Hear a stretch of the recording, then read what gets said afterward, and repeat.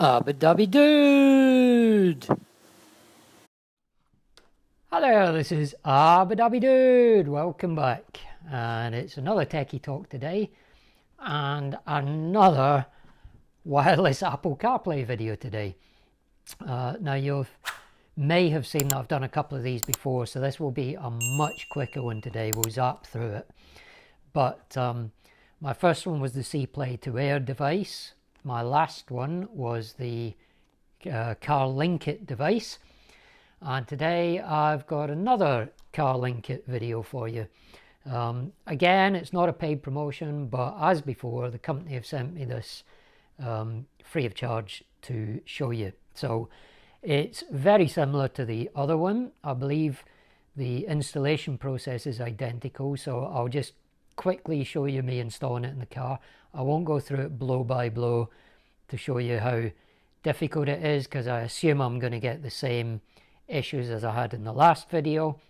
I'll talk through it afterwards if that's the case, but just bear in mind that it may take you a bit of time to get it set up. Follow the instructions, it will work, but it's a bit temperamental in just picking up the very first connection. Once it's set up, it connects every time flawlessly. Now maybe they've fixed that a bit. It may work a lot better this time. We'll find out in a minute. You can explore this with me. But I'm advised that it's the same connecting method, so I'm expecting the same issues. I'll put a link at the top of the screen now if you want to see how complicated it can be. As I say, I'm not going to go through that entire process again, because any of my regular viewers, you've already watched that twice in quite a lengthy format. So this is going to be more of a brief review to show you what's changed in the new product. The information I've had from the manufacturers, from CarLinkit themselves, is that it's obviously smaller. You'll see that as soon as I take it out of the box, I suspect. It's a smaller form factor, but they say it is much better at heat dissipation. I've not been aware of any heat dissipation issues with the other one, but that's what they tell me. It does have a new user interface as well, but as I say, the connection methodology is the same. The software update system is, I believe, the same, but the user interface is a slightly new graphical interface. Again, we'll hopefully see that once we get going out there. But let's quickly get out of the box and see what we've got. This is the box, as you can see. Not sure if you can pick it up compared to the old one, but it is a noticeably smaller box. Slides out of the sleeve like so, and opens a lot easier than the other one anyway. It's nothing like as tight. Got the little user manual there. Again, I hesitate to call this a manual, but you know, little instruction leaflet, whatever you want to call it. Two different languages. The English is on that side. Okay, take that out with us, but aside from that, you've got the device itself, and actually, yeah, you can, now I can see that is significantly smaller than the Mark. Actually, I think it was the Mark II version before. It's certainly significantly smaller than the version I showed you the last time. That is tiny. In fairness, that is absolutely tiny. And it also comes with a USB-A to USB-C cable, like so. So that will connect straight into the iPace center console with no need for an adapter. And that's it. So let's get out to the car. As I say, I will edit out the frustrations. If you really want to watch how frustrating it can be, then watch the video I linked to a minute ago, and it will show you, if you're struggling to get yours to connect, if you buy one, that will show you just how to work your way through the issues. And it really is just trial and error. It's just going through the same process over and over again till it catches, and then once that's done, it's done. You'll never have a problem again in daily use. Right, so let's get this out to the car and get it all hooked up and running. Right, we're out in the car then. The first thing to do obviously is to get the dongle itself and plug it in. You've got the USB wire connected to it, then plug it into the center console, to the USB sockets in there. Either one of those two in the center console will do, but it has to be one of those two, not any of the other USB sockets in the car, because those two are the only ones that are connected to the CarPlay system. So that's plugged in. If I hold the dongle up, you can just see there's a little tiny, hopefully you can make it out there. Yeah, I think you can see it now. There's a little red light just to show that it's powered on. Okay, and on the screen there's the user interface. Now, if you've watched the other videos, you'll be able to see that's a new user interface. They call it the red user interface. I think we can see why. So that's the new user interface. So now I'll get my iPhone and I will go into the Bluetooth menu in the settings app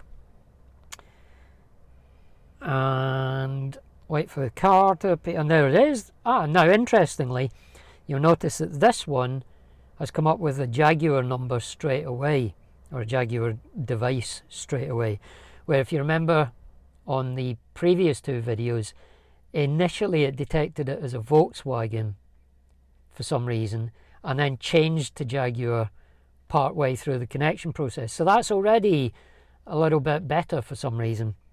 It's now coming up as Jaguar straight away, which is nice.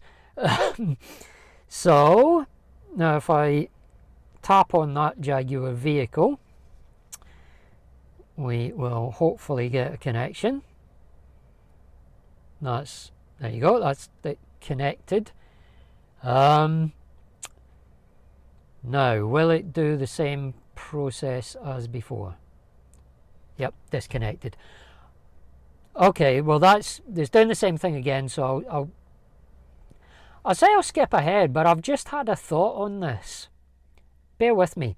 Right, I am going to stop screen recording, my iPhone. So if I stop that screen recording, boom, straight away.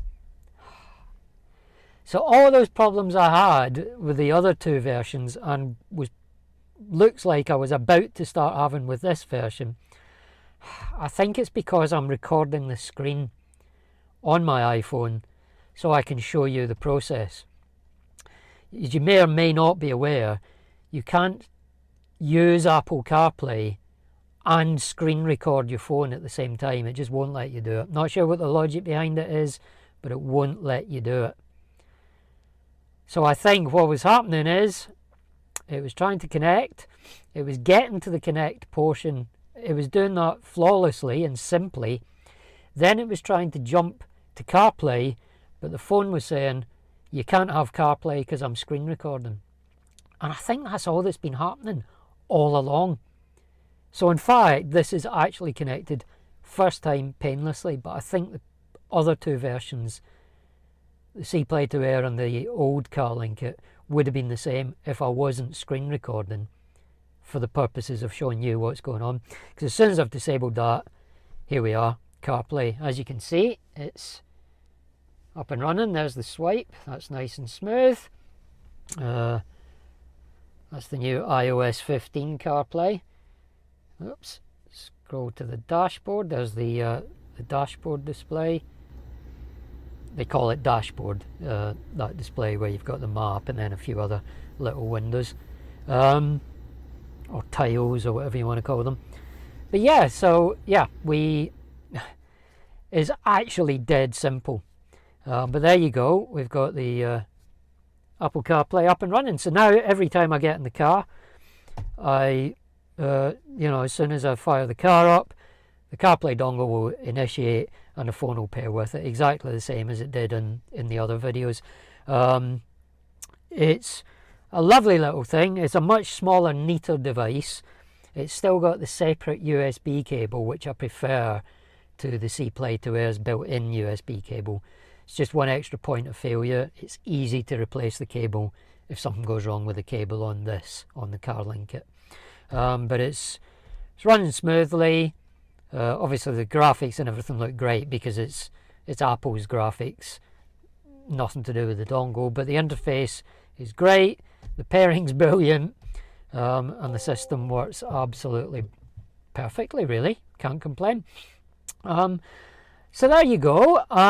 In addition, I do have a discount code for you, which I'll link in the video description below in the show notes, as showbiz people like to say, but in the description box down under the video, which you won't be able to see if you're watching this on things like an Apple TV. You can only read that description box if you're viewing this on a phone, a tablet, or a computer. So if you want your discount code and you're watching on Apple TV, take a look at the video on your phone or your computer, and you'll be able to get the discount code. That's good for an extra £10 off. This is cheaper than the original version was as well. So it's actually cheaper than the old CarLinkit was, the one that I tested previously.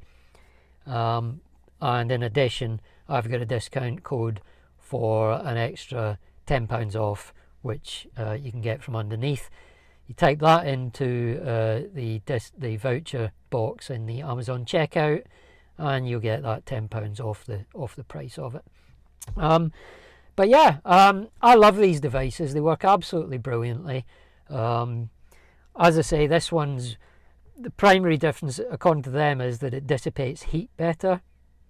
I've no idea exactly how that compares, but its primary advantages, from what I've seen so far, is it's physically smaller, so it's a neater package to tuck away in the car somewhere.